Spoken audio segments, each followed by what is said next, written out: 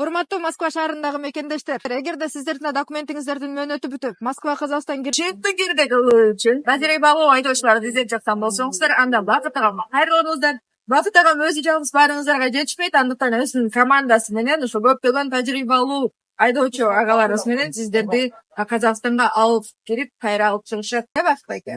Анан жол керек, кстати, кымбаттаптыр. Баарыңыздарга айта кетейин, 9000 рубльдан. Экранда турган номерге чалыңыздар. Бакыт агама кайрылыңыздар. Москва Казакстан чыкты кирди. Дес пересадка.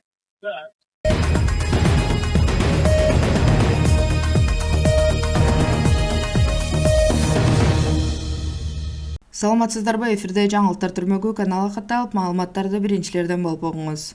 Колдонмо аркылуу чет элдиктерди көзөмөлдөө үчүн эксперимент. Ал качан башталат жана кимге таасир этет? Эксперименттин өзү 2025 жылдын 1-сентябрында башталып, 2029 жылдын 1-сентябрында аяктайт. РЖ менен маектешкен эксперттердин айтымында, системанын бул түрү буга чейин башка өлкөлөрдө ийгиликтүү колдонулуп келген. Эми ал Орусияда сыноодон өтөт. Жарыяланган документке ылайык экспериментке катышкан чет элдик жарандар манжа изин тапшырып, сүрөткө түшүп, атайын мобилдик тиркемеде катталуусу керек. Алар ошондой эле мобилдик аппараттын маалыматтарын жана геолокацияны камтыган жеке маалыматтарын иштетүүгө макулдук бериши керек. Ал эми мунун баары Ички иштер министрлигинин аймактык органына барып, мобилдик тиркеме аркылуу жарандын иш жүзүндө жайгашкан жерин билип турат. Зыяратчылар жайгашкан жерин өзгөртүшсө, алар 3 жумушчу күндүн ичинде бул тууралуу Ички иштер министрлигине билдириши керек. Мыйзамда өзгөчөлүктөр көрсөтүлгөн. Эрежелер мейманканада, санаторийде, эс алуу үйүндө, пансионатта, туристтик борбордо, медициналык уюмда, социалдык тейлөө уюмдарында жаткан чет элдиктерге жайылтылбайт.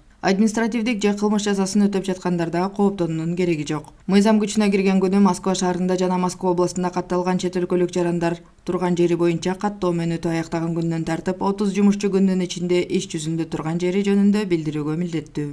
Мыйзамда эксперименттин катышуучулары өлкөгө визасыз режимде иштөө үчүн келген жана патент менен иштөөгө укугу бар чет элдиктер болору көрсөтүлгөн, же патентсиз, бирок мыйзамдын же Россия Федерациясынын эл аралык келишимдеринин негизинде жогоруда айтылгандын баары Беларустун жарандарына тиешелүү эмес. Мындан тышкары 18 жашка чейинки балдар, дипломаттар, алардын үй бүлөлөрү өлкөдө болуу шарттары боюнча Орусия өкмөтү менен келишим түзгөн эл аралык уюмдардын кызматкерлери жана алардын үй бүлөлөрү да өзгөчө болот. Ал эми дипломатиялык жана кызматтык паспорттардын ээлери жарыяланган мыйзамда ошондой эле эмгек мигранттарынын бир патенттин негизинде эки коңшу областта, Москва жана Москва областында, Санкт-Петербургда жана Ленинград областында иштөөгө укугу каралган. Ошол эле учурда объекттери Россия Федерациясынын эки башка субъектинде жайгашкан чарба жүргүзүүчү субъекттер коңшу субъекттеги чет өлкөлүк жумушчуларга патент берүү же бир эле учурда эки патент берүү зарылдыгына туш болушат. Бул өзгөчө объекттери ар кайсы аймактарда жайгашкан подряддык компанияларга тиешелүү. Маалыматтар официалдуу МВД Россия сайтынан алынды.